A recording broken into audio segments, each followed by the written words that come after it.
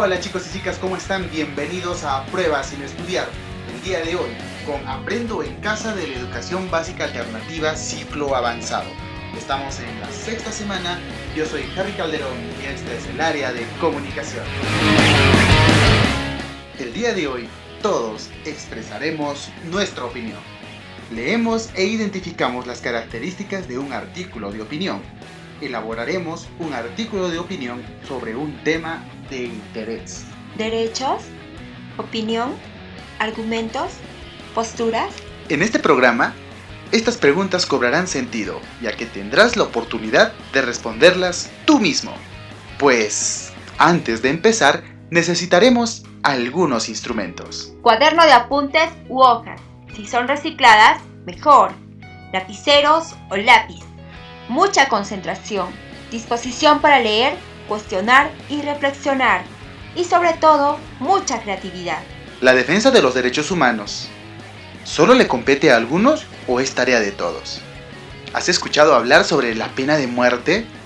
¿Sabes si es una medida que se aplica en nuestro país? Y recuerda, si tienes alguna dificultad, solicite el apoyo de un familiar o de tu docente, según los canales de comunicación establecidos. Muy bien, busca un espacio donde puedas escuchar el texto con tranquilidad. Mientras escuchas el texto, identifica los siguientes puntos. Puedes escribir o grabar tus respuestas. A. ¿Quién escribe el artículo de opinión? B. ¿A quiénes se dirige? C. ¿Qué ideas defiende? D. ¿Cuáles son sus argumentos? E. ¿Con qué finalidad escribió el artículo? El artículo de opinión es un subgénero periodístico de tipo argumentativo persuasivo, donde el que escribe da su interpretación personal o punto de vista sobre un asunto determinado o hecho de interés público. Por lo general, los autores gozan de un reconocido prestigio, credibilidad y autoridad. Gracias a esto, pueden influenciar y orientar en la opinión pública. ¿Quieres conocer la estructura de un artículo de opinión? Pues es la siguiente. El título debe ser conciso y breve, a la vez llamativo, cuidando que guarde relación con el tema. Luego viene la introducción. Busca despertar el interés del lector al dar a conocer lo esencial del tema. En esta parte debe aparecer el problema o la situación sobre la que se opina. Al finalizar la introducción, se presenta la tesis que viene a ser la idea principal del autor, la cual será defendida con sus propios argumentos. El cuerpo. Aquí se desarrollan y analizan las ideas principales relacionadas con el tema del artículo. Se presentan los argumentos que defienden la tesis del autor y se contrastan con posturas distintas apelando a la contraargumentación. Para terminar, la conclusión. El autor da una opinión personal apoyado en la argumentación anterior. Puede hacer una síntesis de todo lo expuesto y reafirmar su tesis, con la intención de persuadir al lector para que adopte su postura o acción concreta, además de dar algunas recomendaciones. Te estarás preguntando, ¿qué es la contraargumentación? Pues es una forma argumentativa que consiste en sostener una idea para invalidar los argumentos contrarios. Para ello, tiene en cuenta posibles debilidades de otro argumento. Ahora, te daré lectura de 4 argumentos para la pena de muerte. Alberto de Belaúnde. Comparto la indignación e impotencia que genera en la sociedad la crisis humanitaria que implica el abuso sexual contra mujeres y menores de edad en el país. Sin embargo, ello no debe llevarnos a abrazar propuestas demagógicas e ineficaces, como la de reimplantar la pena de muerte, además de los argumentos morales que podemos compartir respecto al rol punitivo del Estado. Existen 4 argumentos para oponernos a esta medida que considero importante compartir. 1. La pena de muerte no es disuasiva. Existe la idea de que con esta pena los crímenes disminuyen, que el malhechor lo pensará 2 veces antes de poner su vida en peligro.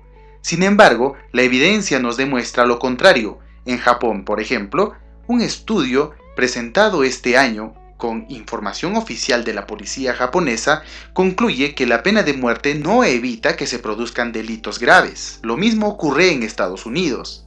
El Death Penalty Information Center ha analizado datos sobre la pena de muerte desde el año 1987 hasta el 2015 y ha concluido que no existe evidencia alguna para sostener ese lugar común.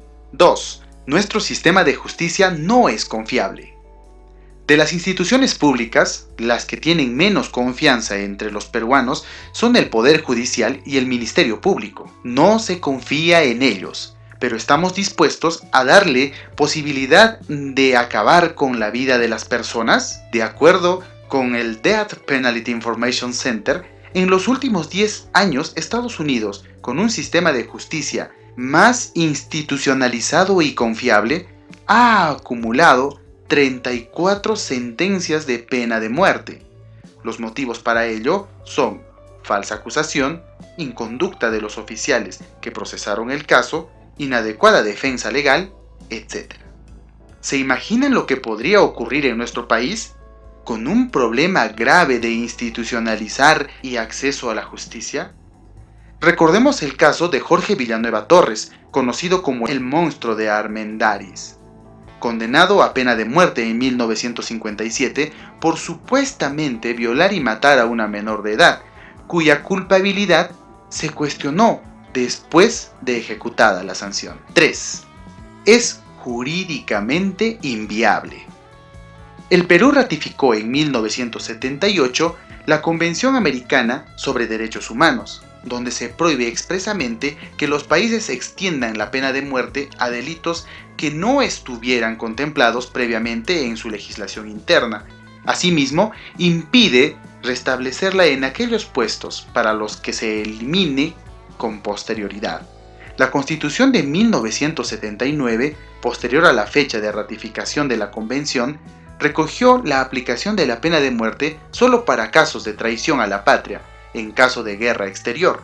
Aplicar esta sanción para supuestos adicionales acarrearía la responsabilidad internacional del Estado por incumplir el tratado al que este mismo se obligó. 4. Afectaría el liderazgo peruano en espacios multilaterales. Existe en el mundo una marcada tendencia abolicionista. Más de 130 países han dejado de aplicarla en los últimos 60 años. De restituir la pena de muerte en contra de sus obligaciones internacionales, el Perú iría en contra de dicha tendencia, lo cual afectaría nuestro prestigio internacional, que nos ha permitido alcanzar espacios importantes en organismos internacionales como las Naciones Unidas. En conclusión, en este tipo de coyunturas, los políticos tenemos que ser especialmente cuidadosos y responsables con las propuestas que apoyamos. Hay que guiarnos con la Constitución y la evidencia, no por las encuestas. Para enfrentar este grave problema, debemos modificar normas penales para tener sanciones más fuertes, sin duda. Pero no nos quedemos en la reacción que debe tener el Estado una vez ocurrido el delito. Es necesario plantear una discusión más profunda sobre por qué ocurren estos abusos y qué hacer para que no sigan ocurriendo. No hay varita mágica que solucione esta crisis. El problema es complejo y la solución también lo será. Luego de escuchar este artículo de opinión, te invito a conversar. ¿En qué publicaciones podemos encontrar artículos de opinión? ¿Cuál es el propósito del escritor de este tipo de género textual? Y a esto tenemos algunas preguntas más. Después de escuchar el texto, realiza lo siguiente. A. Indaga. ¿Quién es Alberto de Belaúnde? B. ¿Cuál es la postura de Alberto de Belaúnde en su artículo? C. ¿Qué argumentos presenta en su artículo para defender su postura? D. ¿Qué quiere transmitir cuando menciona? Hay que guiarnos por la Constitución y la evidencia, no por las encuestas. E. ¿Estás de acuerdo con lo planteado por el autor en el texto? ¿Sí? ¿No? ¿Por qué? ¿En qué aspectos coinciden? ¿En qué aspectos discrepan? Puedes registrar o guardar tus respuestas, luego colocarlas en un portafolio. Estos insumos te ayudarán para realizar la siguiente actividad y las que iremos desarrollando en nuestros siguientes programas. Ahora sí, tú mismo eres. En esta situación de emergencia sanitaria se ha dictado una serie de medidas para evitar la propagación del coronavirus COVID-19. ¿Cómo te ha afectado estas medidas? ¿Consideras que han sido adecuadas? ¿Todos las han respetado y acatado? En base a estas respuestas, realizarás el siguiente reto. Elige una situación que hayas observado o vivido durante esta cuarentena y elabora un artículo de opinión sobre esta problemática. Para ello, puedes volver a escuchar las características y estructura de un artículo de opinión. Antes de iniciar tu redacción, planifica tu texto usando el esquema que te dejaremos aquí abajo en la descripción. Y mientras lo buscas, también puedes regalarnos un like y suscribirte al canal. No te olvides de activar la campanita. Durante tu redacción, ahora que ya tienes un destinatario específico y seleccionado, la problemática identificada y el contexto, así como tus argumentos, es el momento de empezar a escribir. ¿Cómo lo harás? Pues fácil. Coloca el título, inicia con un párrafo introductorio sobre la problemática seleccionada, desarrolla tus ideas y presenta los argumentos que expresen tu punto de vista. Puedes incluir opiniones o datos de expertos que avalen tu postura. Construye planeando tu opinión. Elabora tu propia versión y evalúa en base a los siguientes criterios. ¿Existe coherencia y claridad en las ideas? ¿Responde al propósito que quieres lograr? ¿El lenguaje que has empleado es formal? ¿El vocabulario empleado es pertinente? ¿Los recursos gramaticales y ortográficos dan sentido al texto? Luego de tu redacción, pues comparte tu texto con los miembros de tu familia. Escucha y toma nota de las sugerencias que te brindan. Inclúyelas cuando redactes tu versión final del texto en tu cuaderno o en una hoja. Puedes compartir tu texto final con tus amigos y con tu docente, según los canales de comunicación establecidos. Recuerda, siempre sé creativo o creativa. Organiza tu texto utilizando el material que tengas a tu alcance. No olvides guardar tu producto en un portafolio. Ten siempre presente que eres valioso y valiosa. Y recuerda, tu educación también puede ser viral. Hasta la próxima.